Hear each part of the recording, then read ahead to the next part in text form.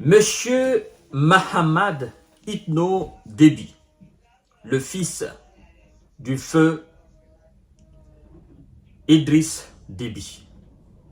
Monsieur Mahamad, qu'est-ce qui vous arrive?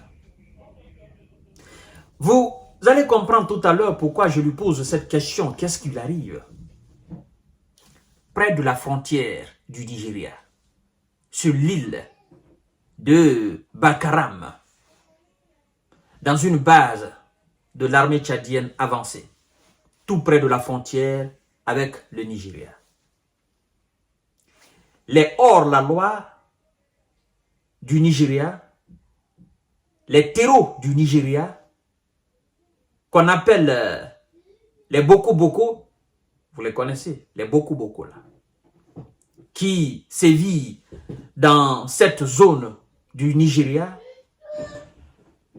ont décidé de traverser la frontière et d'aller effectivement dans cette base de l'armée tchadienne avancée sur l'île de Bakaram.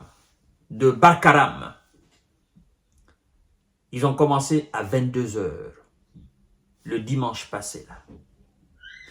Dans cette base, on nous apprend que il y avait juste quelques 200 militaires de l'armée tchadienne face à cette débordante troupe de terreau.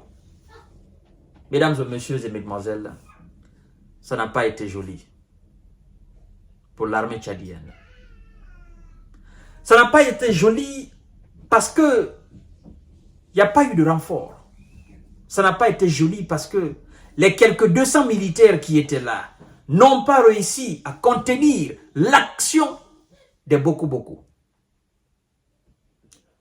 Et selon diverses sources et divers témoignages, d'abord, selon le bilan officiel de la présidence tchadienne de M.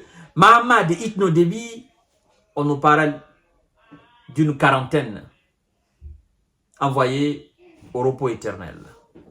Quarantaine du côté du Tchad. Quarantaine du côté des forces armées tchadiennes. Mais selon d'autres sources, on nous parle de 60.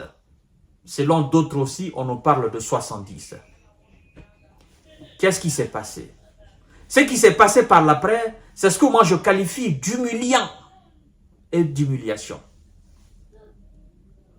Après avoir contrôlé la base et ses éléments, ses contenants, d'autres ont pris la fuite parce qu'il n'y a pas eu de renfort.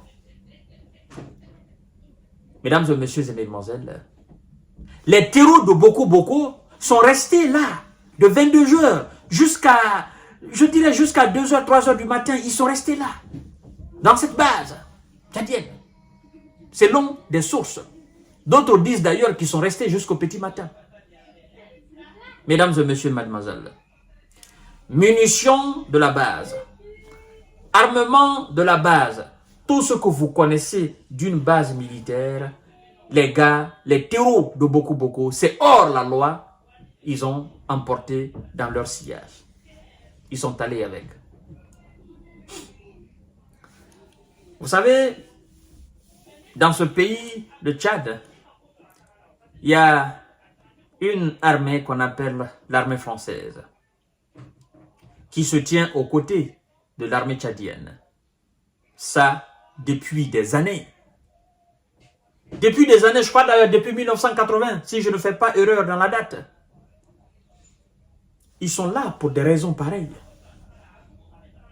Assister l'armée tchadienne logistiquement, aider l'armée tchadienne à combattre les terreaux, à se débarrasser des terreaux, prévenir l'armée tchadienne d'éventuels mouvements, parce que le Tchad pense que, bon, quand je parle du Tchad, je parle des autorités tchadiennes. Les autorités tchadiennes pensent que l'armée française, c'est un demi-dieu, qui a les oreilles partout, et qui peut l'aider effectivement à prévenir de telles attaques et à les faire échouer. Mais malheureusement, ça n'a pas été le cas le dimanche, mesdames et messieurs. Le dimanche passé là, dimanche hier là même. Dimanche 27 là. de 22 heures au petit matin, c'était la demandade totale. C'est une humiliation. C'est un revers que l'armée tchadienne vient de subir dans cette histoire-là. Et je crois que le Tchad, par fini, doit prendre l'exemple sur le Mali, le Burkina et le Niger. Parce que ces nations ne sont devenues fortes militairement qu'après le départ de ceux qui étaient là, qui étaient censés les aider. Ces nations n'ont vu l'horizon qu'après le départ de ces forces d'occupation. Ces nations et ces armées n'ont enregistré de victoires réelles, concrètes, appréciées par leurs différents peuples qu'après le départ de ces forces d'occupation. Maintenant, c'est eux qui font face au terreau. C'est face à face maintenant, il n'y a pas d'intermédiaire.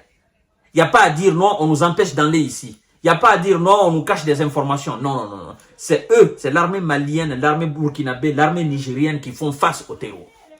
Et les terreaux subissent chaque opération des défaites lourdes. Le Tchad doit ouvrir les yeux pour comprendre la réalité des choses. Ceux qui sont censés vous aider ne vous aideront pas. Ceux que vous appelez des amis, ceux que vous appelez, oh non, ce sont des coopérants dans le domaine de la défense, dans le domaine, ils ne feront pas, ils sont là pour leur intérêt. Éventuellement, ils sont là pour leur intérêt. Mesdames et messieurs, évidemment, je veux dire, ils sont là pour leur intérêt. Et ils poseront toujours des actes qui justifient leur présence dans votre pays.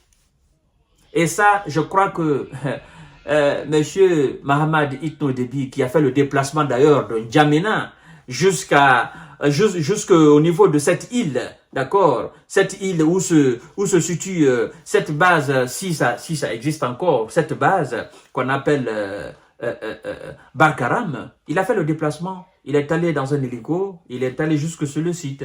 Bon, ça sert à quoi? Ça sert absolument à rien. Ce qui devait être fait n'a pas été fait. Et les gars de Boko sont venus, ils ont fait leur opération, ils sont partis. Pour eux, c'est une victoire immense parce qu'ils sont pas... En fait, au lieu d'acheter des armes et des munitions, qu'est-ce qu'ils ont fait là? Ben, ils ont mis tout dans la bataille. Ils ont chassé les militaires et puis ils ont pris tout ce qui appartenait aux militaires. Donc, ils sont partis. Pour eux, c'est un très grand trophée qu'ils viennent de gagner. Et ce qu'ils viennent de gagner, ben évidemment, ça va leur servir encore d'opération, mesdames et messieurs, dans leurs différentes opérations malsaines. C'est dommage, c'est déplorable, c'est désolant, c'est humiliant. Le Tchad doit prendre ses dispositions. Le peuple tchadien doit prendre ses dispositions. L'armée tchadienne doit prendre ses dispositions et faire face de façon efficace, de façon organisée, de façon structurée, de façon patriotique à toute éventuelle attaque des terreaux, qu'ils viennent du nord ou du sud. Sincèrement, je suis désolé, mesdames et messieurs. J'aborde ce sujet avec le cœur rempli de colère. C'est ça la réalité. Je vous donne rendez-vous tout à l'heure pour notre série d'informations et de décortiquage. Partagez la vidéo dans tous les groupes possibles. Continuez à vous abonner à ma chaîne YouTube Kanté J Visionnaire le vrai. Merci beaucoup.